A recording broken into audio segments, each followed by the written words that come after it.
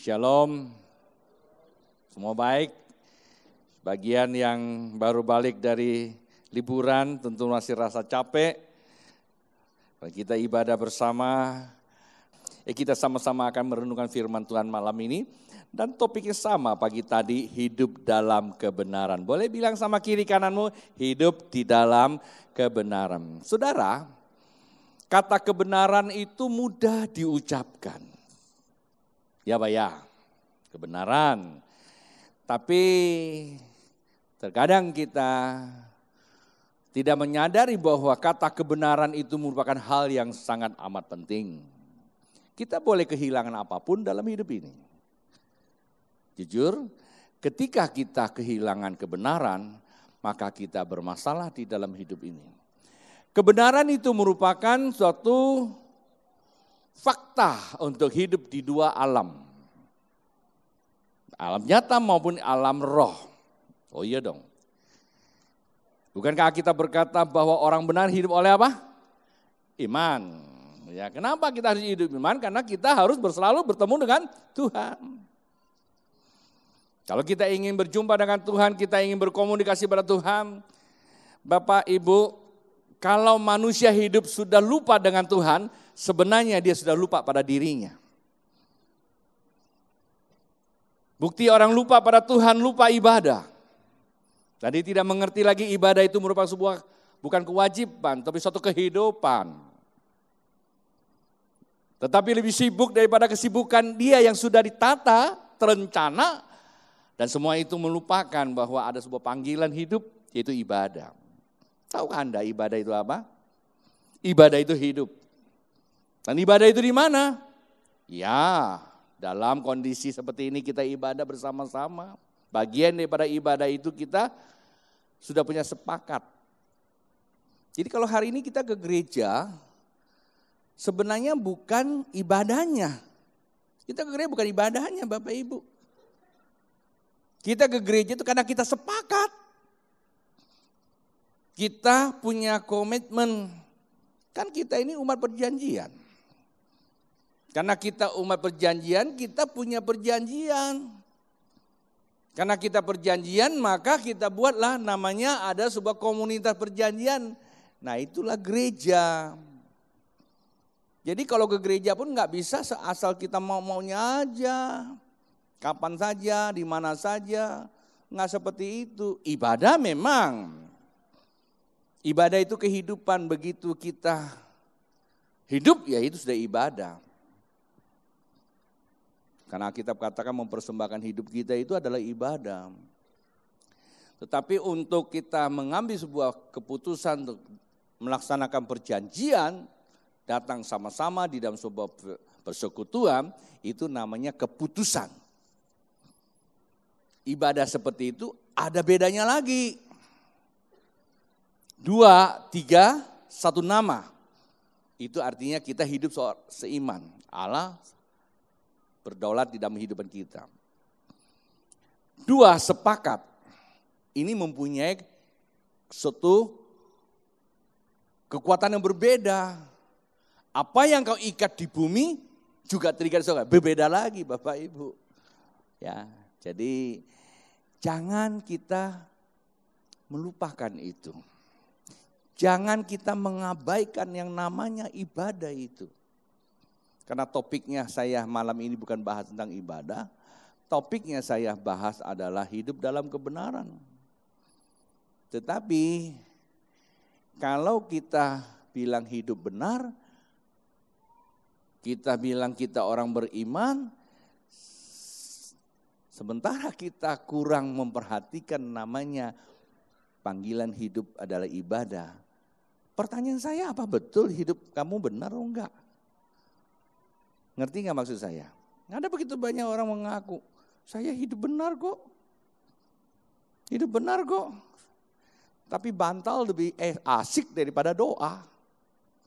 Bantal gulingnya lebih asik daripada doa gitu loh. Saya kadang bingung. Tahu bantal guling ya? Ya lebih empuk, apalagi terbuat dari latek ya. Wah itu mantap itu.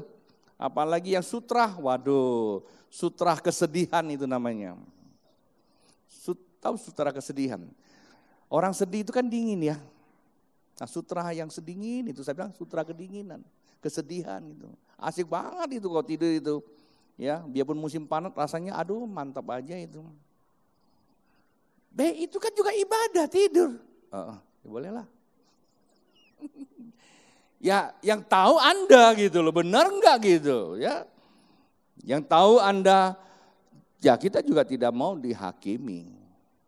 Jadi kata kuncinya adalah kebenaran. Kalau memang kamu itu benar, ya clear, tidur juga ibadah sebenarnya. Tidur juga ibadah. Bahkan kita bilang saat itu Tuhan memberkati. Wah. Tetapi jangan coba-coba tidur di gereja loh. Ya kan, karena dia pikir ada ayat, dia tidur sebentar, siapa tahu diberkati. Ya palingan Anda nanti kalau begitu bangun, tahu-tahu udah pergi semua, gelap, Anda gak usah keluar. Satu hari saya masih ingat kami di satu ibadah di Jakarta, itu gedung sewa, udah bubar, dia masih tidur sana, ditinggalin aja. Rupanya dia habis minum gitu loh. Dari minum gak tahu mau kemana, dia ke gereja aja, ikut ibadah sudah bubar, dia masih tetap aja ibadah katanya. Jadi apa? Ya karena dalam tidur katanya juga ibadah. Baik saudara, karena malam ini topiknya ada hidup dalam kebenaran, saya berkata bahwa kebenaran itu penting. Ya, tadi saya katakan bahwa kita boleh kehilangan apapun, tapi jangan kehilangan kebenaran. Kenapa? Karena kebenaran itu akan menumbuhkan iman. Itu kata kuncinya. Iman buat kita mendapat apa? Kasih karunia. Kasih karunia untuk kita berhubungan dengan Bapa di sorga. Itulah hidup orang. Ya, dan juga berhubungan dengan manusia. Ya, kasih membuat kita hubungan dengan Bapa di sorga. Kasih mencerahkan kehidupan pribadi manusia menjadi rupa Allah. Kasih mempunyai kekuatan namanya kuasa, yaitu karunia untuk berhubungan sesamanya. Bukan hanya sekedar hubungan sesama, tapi mempunyai kekuatan untuk melakukan sesuatu. Bukan kepentingan ini, tetapi kepentingan dia sesuai dengan kebutuhan dia didasari oleh kehendak yang di atas. Nah biasanya susah itu. Nah hal seperti itu diperlukan apa? Kebenaran. Bapak Ibu bisa nggak buat sesuatu untuk orang lain tidak ada harapan apapun? Sulit. Biasanya kita ingin lakukan sesuatu, kita punya ekspektasinya. Kita punya harapan timbal baliknya. Atau paling tidak kita lakukan sesuatu untuk orang yang kita kenal lah. Kita pilih-pilih dulu. Pembantu kasih aja bekas. Nah ini mertua bolehlah karena anaknya kan. Atau calon mertua, wah. Buatnya lebih bagus lagi. Mengerti maksud saya? Lakukan juga, tapi lakukan seperti itu bukan konteks kebenaran. Saya cuma hanya katakan konteks sosial yang normatif. Normatif saja. Tapi konteks kebenaran enggak seperti itu. Konteks kebenaran itu didasari oleh apa? Karunia. Kata karunia. Anda kalau baca kitab, perhatikan ya. Kalau karunia itu sudah aktif, kita itu nggak punya kepengen loh buat melakukan sesuatu loh, nggak kepengen. Tapi kita tuh nggak kepengen, tapi kita tuh lakukan yang kita nggak kepengen itu loh, itu masalah. Kita nggak kepengen buat sesuatu, apalagi kalau nggak kepengen. Tapi heran yang kita lakukan justru itu terus, sampai-sampai kadang-kadang kita sendiri nggak kebagian apa-apa. Baru enggak, ya kok kehabisan ya.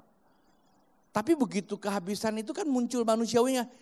Ada namanya penyesalan. Ada, itu manusiawi. Kalau orang nggak bisa menyesal itu, ya saya ragu juga. Jangan-jangan itu robot. Ya, nyesal. Tetapi penyesalan cepat disadari.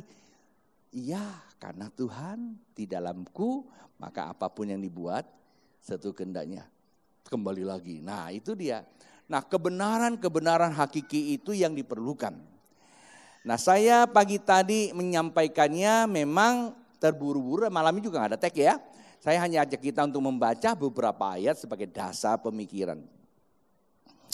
Ada satu tokoh dalam Alkitab, ini Alkitab yang agak tua, yaitu dicatat namanya Ayub ya. Alkitab ini tua sekali.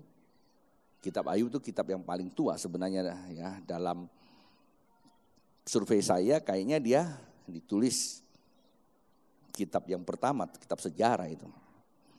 Kitab Ayub pasal 42 ayat kelima saya bacakan, saudaraku, tolong diperhatikan. Bunyinya seperti ini. Hanya dari kata orang saja aku mendengar tentang engkau. Hanya kata orang saja aku mendengar tentang engkau. Kata Ayub. Hanya dengar kata orang. Aku mendengar tentang engkau. Kalimat ini cukup bagus tapi mengandung masalah. Lalu yang kedua, tetapi sekarang mataku sendiri memandang engkau. Oleh sebab itu aku mencabut perkataanku dan menyesal. Aku duduk dalam debu dan abu. Nah, satu ayat saja dulu. Saudara, kalau Anda membaca Alkitab, kayaknya nggak ada lagi orang yang semenderita Ayub. Itu kalau penderitaan itu bukan lagi sifatnya individual, tetapi secara kolektif datang. Kalau Anda baca Alkitab, yang satu belum selesai, datang lagi. Yang satu belum, datang lagi. Satu belum, datang lagi. Yang paling parah itu istrinya lagi. Dia sudah menderita, istrinya biasanya adalah penolong, tapi malah istrinya ini honghiam banget. Hai Ayub, lu udah bau begitu. Ya karena dia kan bisulan kan. Lu masih setia sama Tuhanmu itu loh. Udahlah. Mati anggulan, ini bahasa saya ya. Kutuk itu Tuhan kamu itu. Wah sampai begitu lagi. Bayangin aja sudah jatuh, anaknya habis, hartanya habis. Tuhan juga izinkan dia sakit. Lalu istrinya juga memandang seperti itu.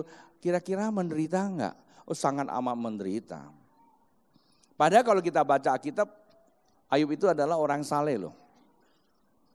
Ya, orang yang saleh. Ya. Tetapi di mana sih persoalannya? Persoalannya di sini.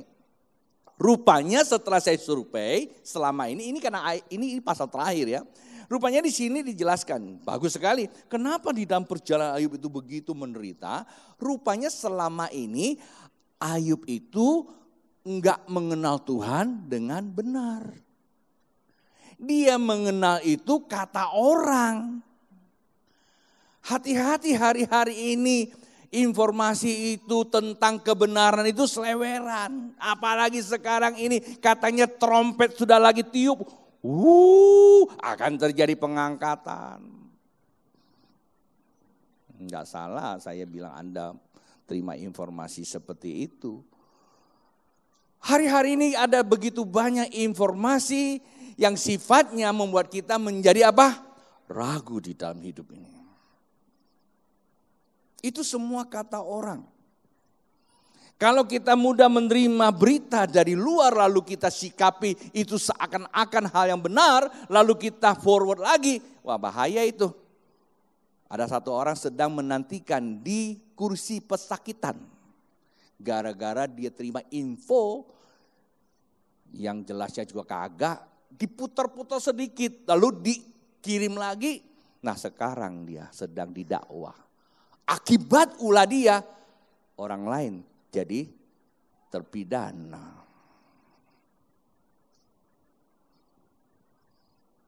Enggak politik sih. Cuman karena itu media memang begitu kan ya. Berapa banyak orang seperti itu. Belum tahu jelas kebenarannya. Baru terima aja kita udah cerita kemana pergi. Bapak Ibu, saya kembali lagi kepada firman Tuhan. Ayub selama ini menerima kebenaran itu berdasar kata orang sehingga ia mulai memperkatakan apa yang dia dengar. Maka di sini dibilang dia cabut.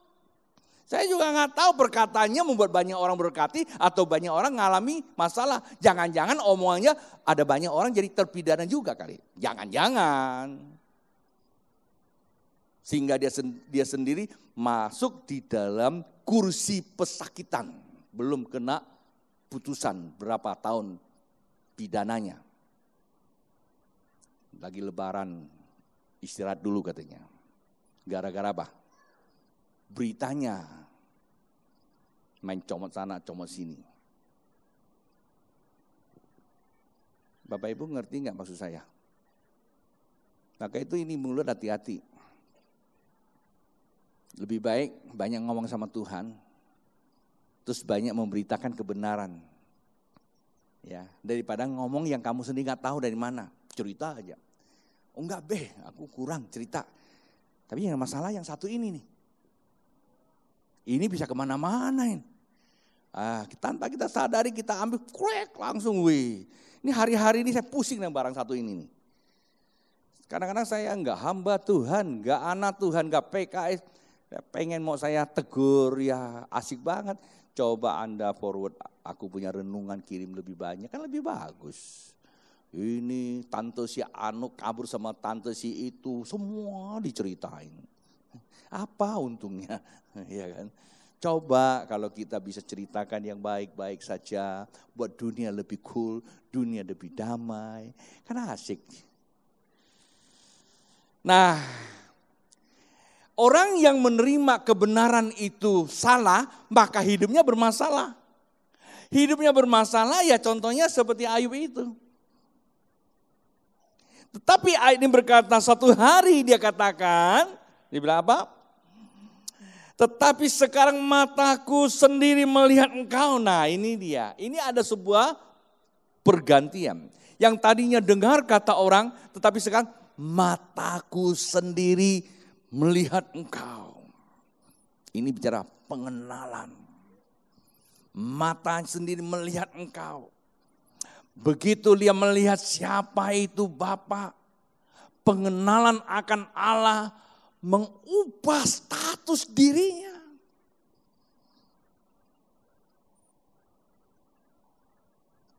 Ya katakan setelah dia tahu siapa Allah, siapa aku, lalu yang menjadi benteng apa? Nah masalahnya bukan soal Allah atau akunya, bentengnya dicabut. Aku cabut. Kata repent, kata bertobat itu bukan siapa dia, bukan siapa aku. Masalah apa yang menghalangi, itu yang mesti beresin. Kadang-kadang kita mempersoalkan Tuhan dan kita.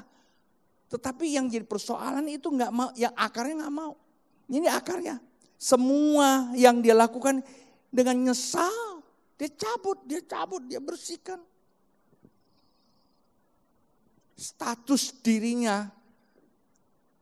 Ketika dia tahu bahwa dia adalah anak. Contoh ya. Saya lagi tidur. Saya tuh gak tahu. Saya tuh lagi tidur, saya tuh mimpi. Mimpi nama saya diganti.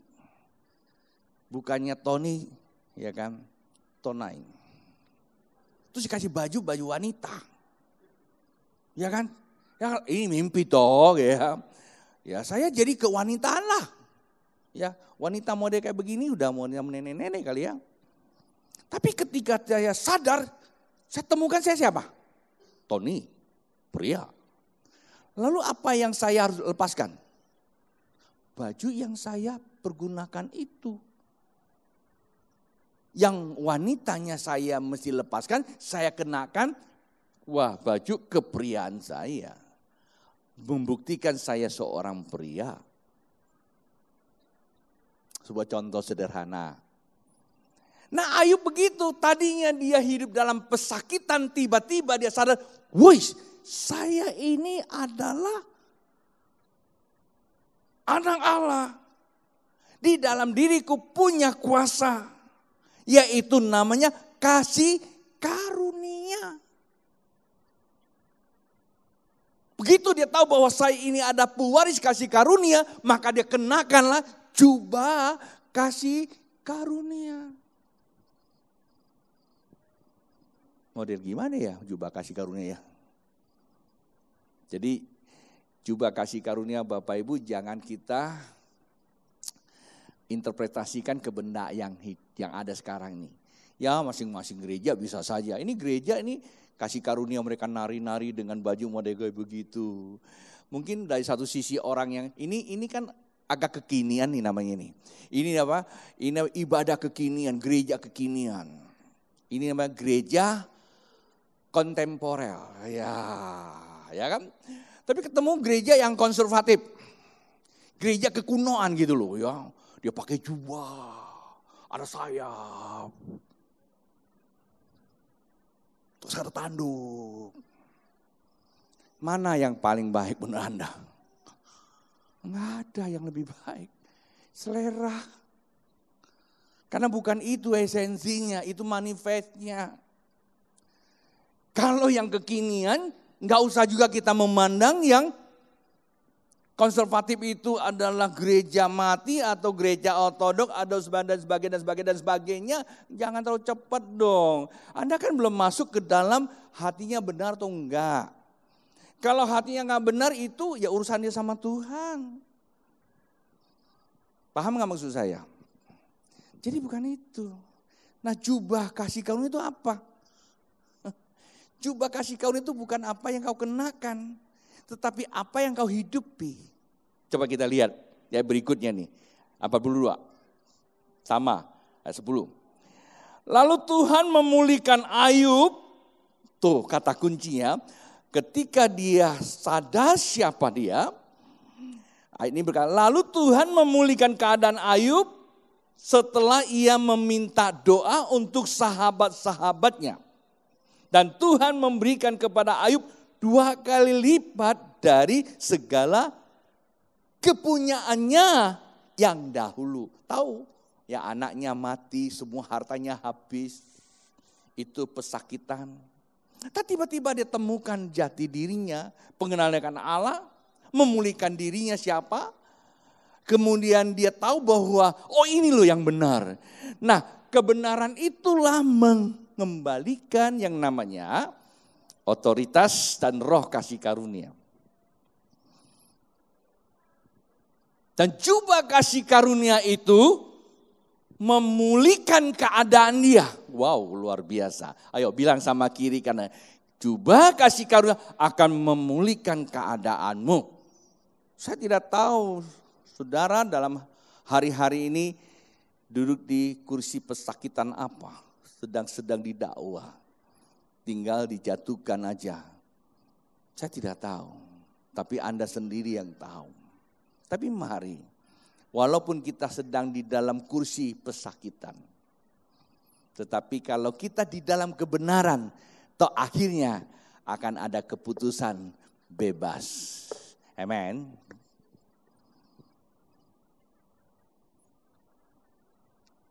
Nah, Ayub mengalami seperti itu. Ketika dia dipulihkan, lalu apa yang diperlihatkan bisa dirasakan. Kasih karunia yang bisa dilihat. Masih ingat 2 minggu lalu saya khotbah di sini apa? Bapak, Ibu, Saudara, kita ini adalah pewaris kasih karunia. Hendaklah kita kelola. Kita kelola. Kasih karunia itu merupakan sebuah keaktifan yang perlu dikelola. Sifat daripada kasih karunia itu aktif. 3 sifat dari kasih karunia. Yang pertama apa? Memberi. Yang kedua, mengubahkan. Yang ketiga apa? Melipat gandakan.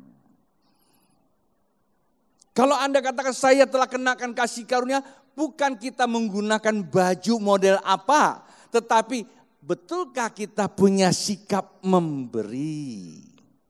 Kalau Anda membaca kitab Roma, memberi hormat kepada orang yang harus kita hormati. Bahkan kita memberi hormat kepada mereka yang tidak layak terima hormat. Itu sifat kasih karunia. Karena kita kan garam. Ya kan? Kita ini terang. Kita ini kasih. Kasih sifatnya memberi. Kasih itu bukannya menuntut. Coba bilang sama kiri kananmu. Kasih sifatnya memberi. Memberi uluran tangan kepada orang yang membutuhkan pertolongan. Kita lihat tadi itu, pelayan kasih. Saya pagi tadi bilang, saya nggak yakin bahwa hari ini kita bisa ibadah sini. Karena kemarin malam saya ke sini, udah agak cukup malam, sore ya, sudah jam 7, jam 8 saya baru balik. Saya lihat masih berantakan gitu, karena kita lagi bongkar-bongkar. Lalu anak saya bilang, Pak kalau nggak siap gimana? Saya nggak tanya siap atau tidak siap. Yang saya perlukan besok harus ada tempat buat ibadah. Terus dia bilang kalau nggak siap pakai gitar boleh nggak? Saya nggak tanya pakai gitar boleh atau tidak. Yang penting besok ada alat musik. Sebenarnya buat saya ya apapun yang tersedia oke lah. Lalu saya bilang sama anak-anak, kamu takut ya? Saya bilang nanti kalau udah selesai, karena mereka lagi bongkar baru kita pasang. Buat saya bicara seperti itu sudah tidak aneh, karena apa?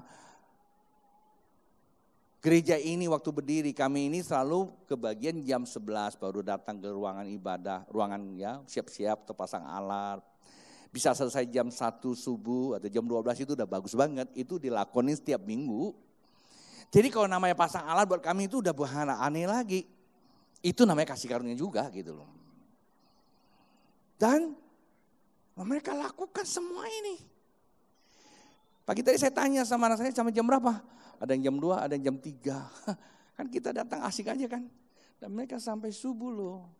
Ini kan barang sementara semua, ini bongkar lagi. Ini tempel sana, tempel sini pakai kertas hitam, kelihatannya aja hitam. Besok bongkar lagi.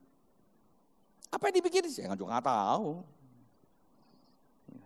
Intinya kita lagi rehab lah gitu loh. Tapi mengapa ada orang seperti itu? Nah itu namanya apa? Memberi. Beri apa? Beri tanggung jawab. Apa tanggung jawab kita sebagai anak Allah? Terkadang jangankan kita tanggung jawab memberi uang kita, memberi waktu kita aja kadang-kadang kita setengah-setengah. Terkadang. Di sini sih nggak ada, di Singapura. Karena macet sana. Kalau ibadah jam 5, kadang-kadang jam 5:30 baru sampai gitu loh. Nanti kalau saya khotbah Singapura saya bilang sini gitu. Enggak gitu lah. Tapi memang kenyataannya, kadang-kadang kita enggak memberikan. Setelah saya percaya pada Yesus, saya disiplin diri saya. Apa yang saya kerjakan besok, malam ini saya sudah persiapkan. Doa semua saya persiapkan, baju saya siapkan. Saya nggak mau besok pagi baru saya cari-cari baju apa saya pakai. Besok jam berapa ke gereja, jam berapa saya udah takar. Tidak mau saya mengurangi. Saya tidak mau datang sampai di gereja, saya bawa beban. Terkadang kita sampai di gereja, tapi hati ini ngomel. Kenapa? Ada terlalu banyak hal yang kita buat di rumah. Kancingnya lepas, istri kena. Bajunya lecak, pembantu kena. Mobil belum panas, semua yang kena. Sampai di gereja apa? Nggak damai kan? Terus pasang muka haleluya, haleluya. Gombal tahu nggak? Nah Bapak Ibu, di dalam Alkitab dikatakan bahwa ketika Ayub menemukan siapa dia, maka disitulah dia lakukan ketiga hal. Yang pertama dia katakan apa? Dia berdoa buat orang lain. Memberi. Itu sifat. Dia bukan meminta doa, kita lebih banyak meminta, kita lebih banyak keakuan. Tetapi dia memberi kepada orang lain, memberi perhatian. Saudaraku, kemudian oleh dia mengubahkan. Dan di dalam diri dia terjadilah yang namanya apa? Sebuah transformasi pelipat gandaan.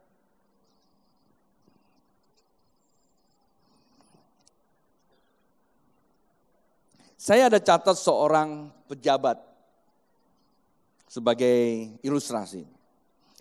Seorang pejabat di suatu kerajaan setia mentaati hukum Allah dalam pemerintahannya, sehingga Allah turut bekerja di dalam banyak hal.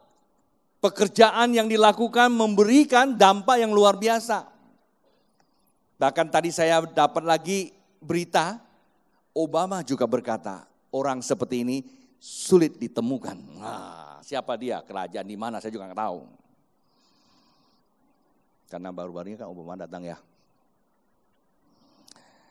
Dan apa jadi saudaraku, orang seperti ini yang melakukan pekerjaan yang mulia seperti itu, bukanlah orang yang bisa bekerja dengan panggilan Allah memiliki hati yang mulia.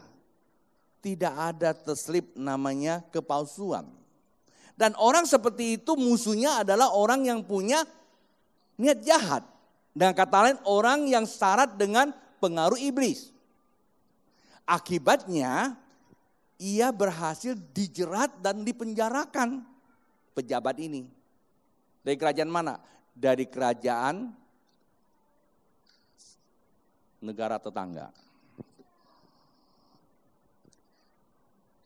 Keadaan memang bisa memenjarakan dia. Tetapi kenyataan mengatakan dipenjaralah, kebenaran itu semakin cemerlang. Bapak Ibu, terkadang kita melihat kebenaran itu berbanding terbalik. Tapi jangan lupa, kebenaran itu memerlukan tempat untuk memunculkan cahayanya. Nah, sebab itu di dalam Daniel pasal yang ke-6 ayat 22 berkata seperti ini. Daniel pasal 6 ayat 22 berkata seperti ini. Lalu kata Daniel kepada raja, "Ya raja, kekalah hidupmu.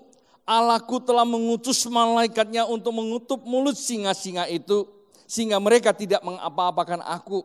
Ayat 23, karena ternyata aku tidak bersalah, atau ternyata aku tak bersalah di hadapannya, tetapi juga terhadap Tuanku, ya raja, aku tidak melakukan kejahatan. Dan seorang pejabat negara, kerajaan, namanya Daniel, ia mengikuti pemerintahan di 4 masa. Biasanya yang ganti raja, pejabatnya semua ganti. Dan ini rajanya ganti 4 kali, kerajaannya ganti 4 kali, tapi Daniel tetap ada. Dari 3 atau 4 rejim katakan itu. Dan orang satu ini adalah orang yang sangat amat luar biasa. Satu hari dalam kompetisi di dalam kerajaan mengharuskan dia disandra. Dan Alkitab saya katakan tidak ada alasan untuk menjeratnya. Tetapi dia hanya dijerat kesalahannya satu, karena dia beribadah kepada Allahnya yang benar. Sehingga oleh karena hukum yang telah diubah oleh suatu kepentingan, maka membuat Daniel harus masuk penjara. Penjaranya masuk ke gua singa. Bapak Ibu, singanya bukan singa biasa, ini singa lapar loh. Singa yang benar-benar singa yang kita lihat ketika ia diangkat lalu musuh-musuhnya masuk langsung dihabiskan. Berarti singa ini ada singa yang lapar. Tapi pertanyaan, kenapa ya Daniel enggak dimakan ya? Rupanya Daniel ini punya roh singa Yehuda. Ya, singa di atas segala singa, jadi rupanya begitu. Kasih tahu loh kiri kanan, kamu punya roh singa Yehuda enggak? Ya, hidup kita ini penuh dengan singa yang mengaum-ngaum. Ya, setan itu bagaikan singa yang mengaum-ngaum. Tetapi kalau kita ini punya spirit singa Yehuda, jangan takut. Dia mengaum, kita telan aja. Jangan ditengking gitu loh ya. Nah, Bapak Ibu, ketika ia dijebloskan, lalu datang raja. Lalu raja berkata, Daniel bagaimana kabarmu? Daniel bilang, sang raja, ternyata aku ini ya tidak ditemukan kesalahan terhadap Allah dan terhadap Tuanku Raja. Maksudnya apa Bapak Ibu? Jikalau kita hidup di dalam kebenaran, kita nggak usah takut ancaman. Krisis ekonomi. Krisis apa saja yang sedang terjadi, akhir zaman, apapun yang sedang terjadi, gak usah takut. Sebab jikalau kita hidupnya benar, maka kebenaran itulah yang menghantar kita kepada kebenaran yang hakiki.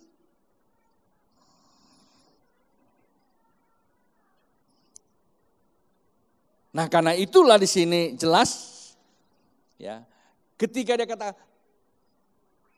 Tuanku Raja, aku tidak bersalah. Kebenaran itulah yang memerdekakan. Dengarkan sekali lagi.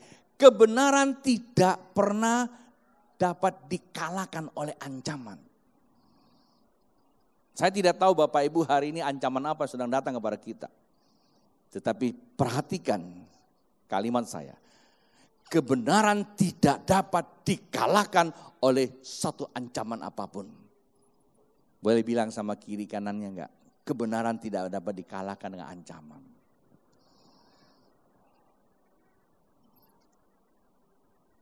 Dan saya akan memberikan kepada kita ciri-ciri orang yang hidup di dalam kebenaran. Yang pertama, Daniel pasal yang ke-6 ayat 5. Kemudian para pejabat tinggi dan wakil raja itu mencari alasan dakwaan terhadap Daniel dalam hal pemerintahan. Tetapi mereka tidak mendapatkan alasan apapun atau sesuatu kesalahan. Nah, perhatikan, sebab ia setia dan tidak ada didapati sesuatu kelalaian atau sesuatu kesalahan padanya. Nah, pertama, orang-orang yang hidup dalam kebenaran, ciri-ciri apa? Setia. Setia. Setia apa? Orang yang setia adalah orang yang taat akan kebenaran.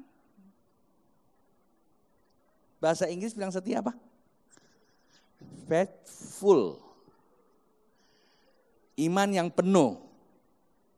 Tapi dalam kamus bahasa Inggris lainnya, kata faithful itu adalah have faith to the end. Artinya memiliki iman sampai akhirnya. Orang yang setia adalah orang yang taat melakukan sesuatu sampai tuntas. Nikah itu perlu apa? Setia. Kematian yang memisahkan. Ini belum mati aja udah pengen pisah. Halo. Belum mati aja udah kepengen pisah. Tuh. Inilah orang benar. Walaupun kita dalam hidup mengalami sesuatu yang tidak enak. Tetapi kalau kita memiliki sifat seperti itu, Anda tunggu. Sebab kebenaran itu ada waktunya. Bahkan Alkitab katakan kebenaran itu sifatnya kekal di dalam hatimu. Sekalipun terkadang kita lihat kok masih jauh, padahal dia ada di dalam hatimu dan saat itu sedang bertumbuh. Jikalau kita mundur maka dia akan padam. Maka itu hidup orang benar, pada aja bersatu, percaya, bukan melihat. Itu tanda sifat orang yang hidup dalam kebenaran. Jadi kesetiaan itu bukan cuma kita aktif ke gereja, Bapak Ibu Saudara kasih Tuhan. Kesetiaan bukan cuma kita pegangan tangan saja, I love you, you love me, lap sana lap sini. Tetapi kesetiaan itu punya tanggung jawab. Ibu-ibu lihat kenapa suaminya itu mukanya sudah mulai pucat atau mukanya sudah mulai banyak garis-garis. Jangan-jangan Anda tidak pernah ulas di apa itu? Apa namanya itu? Diusap-usap. Anda lebih banyak usap cucu. Lalu akongnya dibiarkan aja. Ya bayangin aja, akong meratap diri. Akong, lama-lama kereta apinya Pak Jokowi makin banyak. Karena Pak Jokowi kan bikin rel terus tuh. Pindah ke jidat. Untung aku gak punya nih. Karena diusap terus sama nyak. Habis. Coba dia Gideon itu. Puji Tuhan juga kagak ada dia. Buset. Jadi kesetiaan itu bukan cuma sekedar hanya berdampingan. Kesetiaan itu adalah melakukan kewajiban kita. Itulah kasih karunia. Saya tidak mengulangi lagi kemarin, karena itu sudah ada porsi khotbah kemarin. Setia memberi, setia ya. Setia memberi, setia mengubahkan ya. Setia juga melipat gandakan. Lalu yang kedua berikutnya. Yohanes pasal 8 ayat 32 berkata seperti ini. Dan kamu mengetahui kebenaran dan kebenaran itu akan memerdekakan kamu. Nah, orang yang hidup dalam kebenaran adalah orang yang selalu apa? Pengen tahu dong. Kalau orang pengen tahu tuh orang apa? Selalu belajar. Ya, selalu belajar. Terus menerus belajar. Belajar sama siapa? Maka itu saya katakan, ini Alkitab perlu dibaca. Setelah dibaca, tanya sama siapa? Tanya kepada pewahyunya. Ketika tanya pewahyunya, kita tanya lagi. Kalau kurang jelas, kita perlu ada pementoran. Nah, orang seperti itu, ya dikatakan orang seperti itu hidupnya, ya hidupnya merdeka. Orang yang mau belajar adalah orang yang kaya adalah orang yang mau belajar. Bilang, orang yang kaya, orang yang sukses adalah orang yang mau belajar. Gagal bukanlah kegagalan. Gagal adalah proses dari pelajaran. Gak ada cerita gagal dalam orang benar. Sebuah kegagalan itu adalah proses daripada kita sedang belajar. Paham gak? Orang yang mau belajar adalah orang yang kaya. Orang yang kaya adalah orang yang merdeka. Maka ada istilah di dalam dunia bisnis. Kekayaan itu adalah free financial, free time, free apa lagi? Bukan free sex ya. Ya kalau orang dunia termasuk free sex be, edak aja lo. Itu free penyakit namanya. Paham gak Bapak Ibu? Belajar. Ketiga, ciri-ciri khasnya orang yang hidup dalam kebenaran mau belajar. Jadi kalau belajar Alkitab itu menjadikan makanan utama. Tapi begitu lihat ngomong firman Tuhan langsung udah ngantuk duluan, nah ini masalah nih. Jadi tanya kembali kira-kira ini punya kebenaran enggak? Ini kalau udah dengar mau pemuritan ya waduh banyak alasan. Mertua datanglah, ini macam-macam, ini masalah nih. Yohanes pasal yang ke-17 ayat 17 berkata, kuduskanlah mereka dalam kebenaran. Firman-Mu adalah kebenaran. Nah itu lihat, kuduskanlah mereka dalam kebenaran. Firman-Mu adalah kebenaran. Firman Tuhan itu kebenaran. Jadi Bapak Ibu, hendaklah hidup kita dalam perkataan, dalam bersosialisasi, di dalam apa saja, seperti orang sedang menyampaikan firman Tuhan. Kata Petrus, kalau pacaran seperti sedang menyampaikan firman Tuhan dong. Jangan yang dilihatin cuma hanya matanya. Kok mata kamu udah begini ya?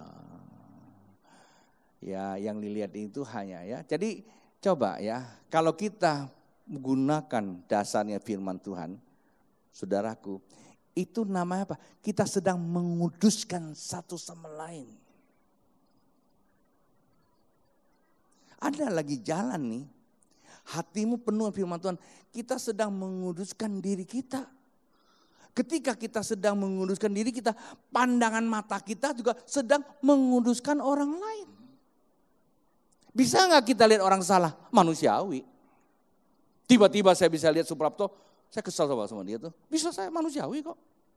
Dari Gideon, bisa manusiawi.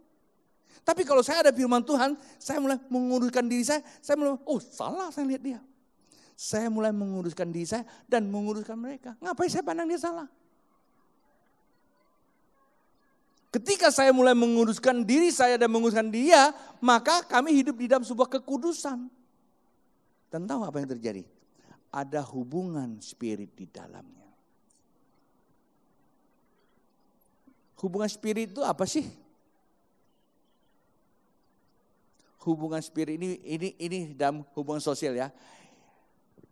Mulai saling memberi terlebih dahulu, bukan saling menuntut. Memberi hormat, memberi ucapan-ucapan baik, memberi terlebih dahulu. Itulah hubungan kebenaran. Jadi penting Bapak Ibu. Saya mau katakan kepada kita semua karena saya sedang membawa kita kepada satu dimensi yang lebih dalam lagi. Pada minggu-minggu berikutnya kita sedang masuk kepada fase yang ketiga, berjalan menuju tujuan. Karena kita mengakhiri tahun 2017 ini, satu paket yang saya pernah bawakan 4I itu harus jelas. Kunci di situ Bapak Ibu. Persoalan terjadi dalam hidup kita bukan masalahnya, tetapi persoalan dalam diri kita memaknai kebenaran yang Tuhan berikan kepada kita. Kita kurang paham, inilah satu kasih, satu kekuatan yang Tuhan berikan kepada kita. Yang terakhir, ayat 30 Yohanes pasal, pemusik boleh ke atas. Yohanes pasal 8 ayat 31. Maka katanya kepada orang Yahudi yang percaya kepadanya, jikalau kamu tetap dalam firman-Ku, perhatikan, jikalau kamu tetap dalam firman-Ku, kamu benar-benar adalah murid-Ku. Jikalau kamu tetap dalam firman-Ku, kamu adalah murid-Ku. Sekali lagi, jikalau kamu tetap dalam firman-Ku, kamu benar-benar adalah murid-Ku. Ciri yang keempat, orang hidup di dalam kebenaran. Ciri yang keempat adalah orang yang hidup dalam firman Tuhan. Ciri hidup dalam kebenaran adalah orang yang hidup dalam firman Tuhan. Yang bisa dilihat apa? Dia adalah murid. Orang yang hidup dalam firman Tuhan adalah murid. Bapak Ibu mesti tahu apa itu arti kata murid. Kata murid adalah orang yang melaksanakan tugas memuridkan seorang murid menjadi murid. Itulah orang hidup dalam firman Tuhan.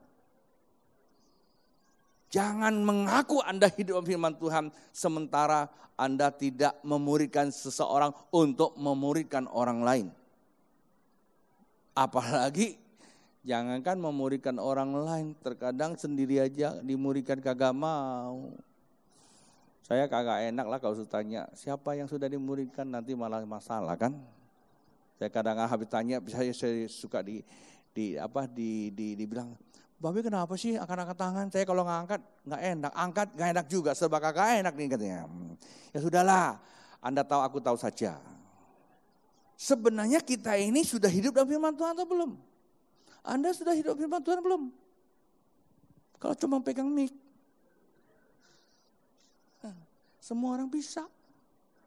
Nyanyi juga bisa. Anda sudah jadi hidup dalam firman Tuhan belum? Semua bilang udah. Coba tanya kiri kanan. Ya, udah hidup dalam firman Tuhan belum? Alkitab saya berkata orang hidup firman Tuhan adalah orang yang dia adalah murid. Kalau saya katakan saya punya mobil, saya bisa bawa mobil. Kalau saya bilang saya bisa bawa mobil, saya bawa mobil keluar.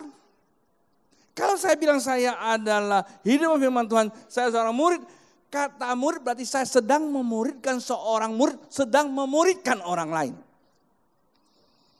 Dan itulah hidup dalam kebenaran. Saya tidak tahu kalimat ini menyukakan telinga atau tidak. Tapi ini ada kebenaran. Kalau toh Bapak Ibu tidak mau dengar, nggak apa-apa. Saya beritakan. Cuman Alkitab berkata, manakala firman Tuhan disampaikan tertutup, maka tertutup juga bagi mereka yang memang tidak dapat kasih karunia itu. Sebab nanti satu hari Yesus datang, dia tidak mencari berapa banyak Anda di atas mimbar sini. Termasuk saya berapa banyak khotbah. Benar. Termasuk semua yang di depan ini. Dia cuma tanya. Karena Tuhan bilang, mana kasih karunia aku berikan pada kamu? Anda dengar. Perumpamaan tentang talenta. 5, 2, 1. Ketiga-tiganya aktif. Ketika tuannya datang, tiga-tiganya datang. Tetapi yang mendapatkan kasih karunia ke dalam sukacita tuannya adalah mereka yang setia mentaati kebenaran itu. Memang saya banyak ngomong sama teman-teman saya yang cuma tahu punya titel pendeta, pandai khotbah, termasuk saya. Pertanyaannya setiap hari saya buat apa? Pernah nggak saya terus memikirkan bagaimana cara saya untuk buat sesuatu supaya saya bisa memuridkan seseorang, supaya dia bisa memuridkan lagi. Kelak nanti Yesus datang 2 kali, sangkakala tiup, saya nggak pusing sangkakala model apa, saya ada di sana. Bukan kita cuma hanya punya pakaiannya keren, pendeta, pastor, duduk di gereja paling depan. Morning pastor.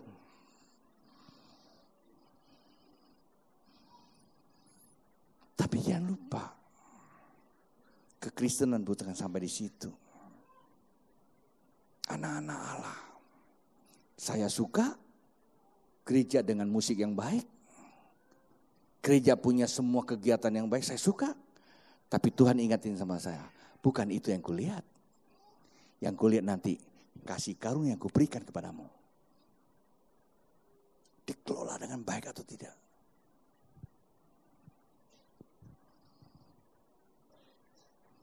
Kalau tidak, jangan coba-coba kita cerita tentang akhir zaman. Sekarang ini sangat akhir dan zaman itu sedang datang.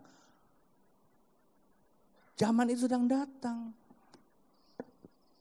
Pagi tadi saya cerita beberapa hal memang cukup mengerikan. Tapi malam ini saya tidak mau buat Anda takut gitu loh ya. Kita tidak tahu Bapak Ibu, masih ada gak kesempatan buat kita memperbaiki. Tapi malam ini kalau Anda dengar firman Tuhan, ambil keputusan Tuhan, saya mau hidup dalam kebenaran. Setia, mentaati kebenaran. Itu tidak kata lain. Jadi mulai malam ini konsepkan apa yang saya buat untuk Tuhan, bukan buat saya. Terkadang memang manusiawi kita melihat apa yang sedang terjadi, kita bisa kesal. Tapi tolong jangan lihat dengan manusiawi kita, lihat dengan cara-cara Allah.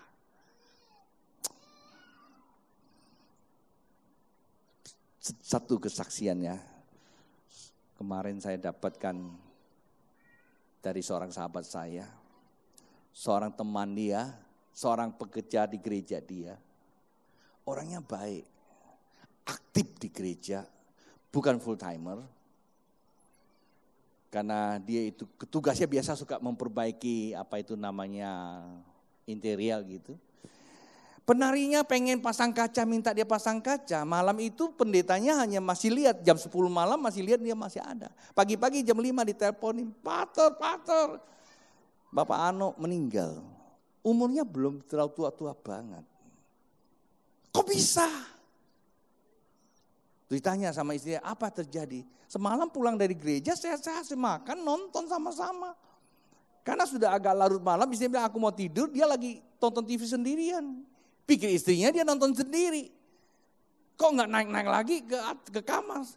Subuh gitu turun, gak taunya suaminya sudah jalan. Saya juga tahu itu orang hidup dalam kebenaran atau tidak. Ya saya tidak tahu, saya juga gak bisa menghakimi. Nah saya cuma bertanya, kalau itu terjadi pada dirimu, Anda punya kesempatan enggak untuk memperbaiki lagi? Sementara di gereja kita semua bagian nomor 1. Jabatan nomor 1, semua nomor 1. Tapi pekerjaannya nggak tahu nomor berapa. Tanggung jawabnya apalagi. Kasih karunia ditanamkan. Kata Alkitab, enyala engkau. Nanti kalau Tuhan Yesus datang 2 kali, Anda pikir akhir zaman, Anda senang datang Tuhan. Trompet ditiup, tahu apa yang terjadi? Anda datang, guru, aku ada di gereja nomor 1. Terus dia bilang tuh para malaikat tiup trompet, terlambat sudah kau datang padaku. Bilang sama kiri kanan, jangan terjadi pada diri kamu. Jadi hidup dalam kebenaran Bapak Ibu. Supaya kita di masa ini kita ngalami sukacitanya Bapa di sorga. Haleluya. Tuhan memberkati.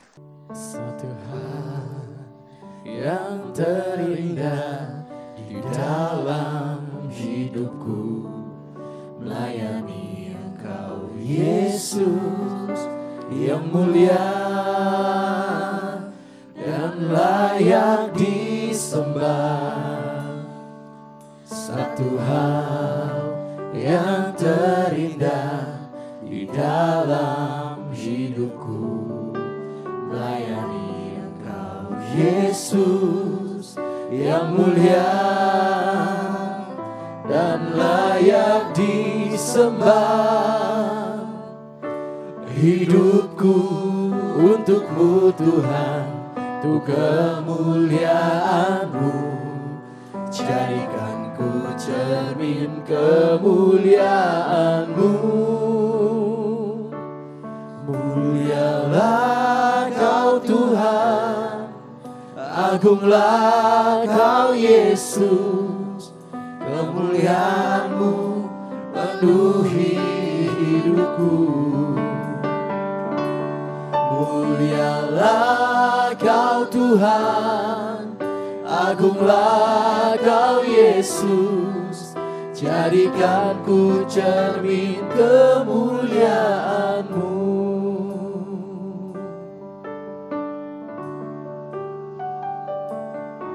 Satu hal yang terindah di dalam hidupku, melayani Engkau Yesus yang mulia dan layak disembah. Satu hal yang terindah di dalam hidupku, melayani Engkau Yesus yang mulia dan layak disembah. Hidupku untuk-Mu Tuhan, untuk kemuliaan-Mu, jadikan ku cermin kemuliaan-Mu. Mulialah Kau Tuhan, agunglah Kau Yesus, kemuliaan-Mu penuhi hidupku. Mulialah Kau Tuhan, agunglah Kau Yesus, jadikan ku cermin kemuliaan-Mu.